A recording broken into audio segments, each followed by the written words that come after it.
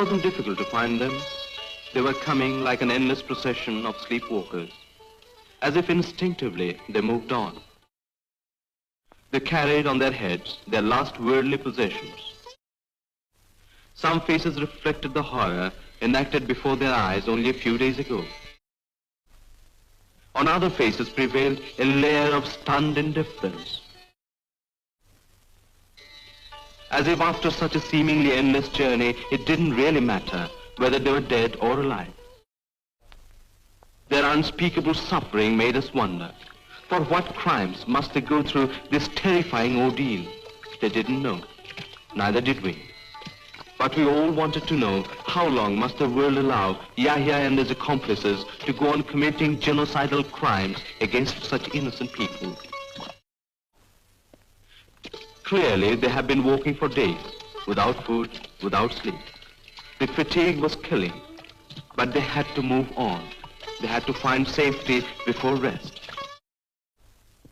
And rest did come at long last. Some found it under a tree, some in disused warehouses.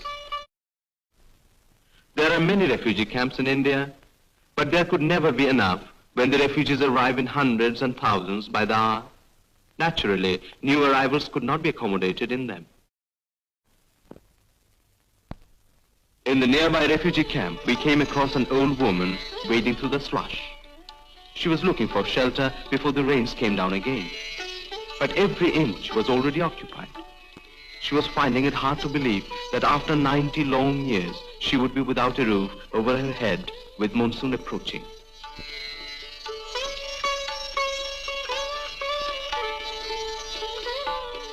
An unknown fear gripped her. Was she going to die after all, after surviving the fatigue of the long, long journey from her home village?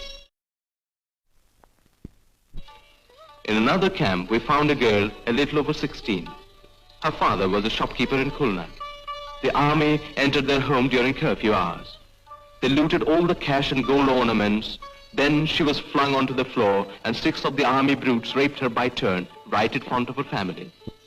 Before they left, they lined up her parents, 2 brothers and uncle.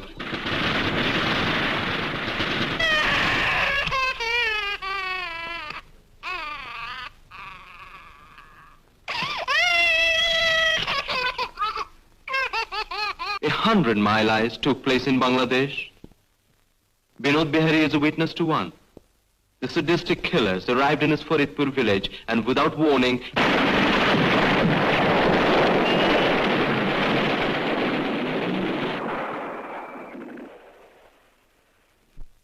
massacred 253 men, women and children. There are many witnesses to similar massacres that took place in Dhaka on and after March 25. At Jinjira, on the other side of the river Buriganga, the army killed more than 6,000 people in one afternoon.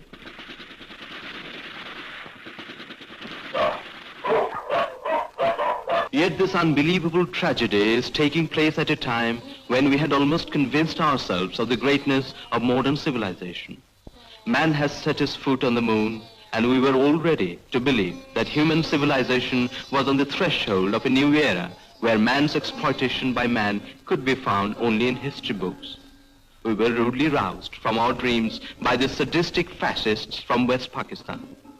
Unbelievable though it may seem, it all happened under the very nose of the self-appointed defenders of human rights.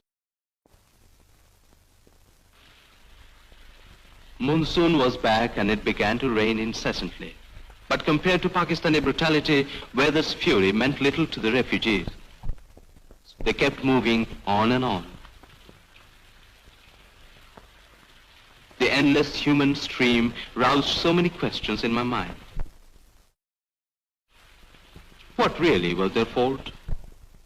How deep was their participation in politics to deserve such terrible victimization? Did any nation or race ever had to pay such a price for exercising their right to vote for someone they liked?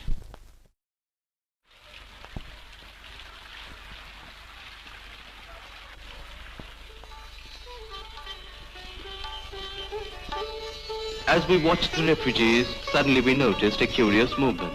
We moved nearer and she turned out to be an old woman aged anything between 80 and 100. She could see very little, but she had acquired a sense of direction and distance with the use of her bamboo stick. She appeared to understand my questions, but would only reply, "All gone, nothing left."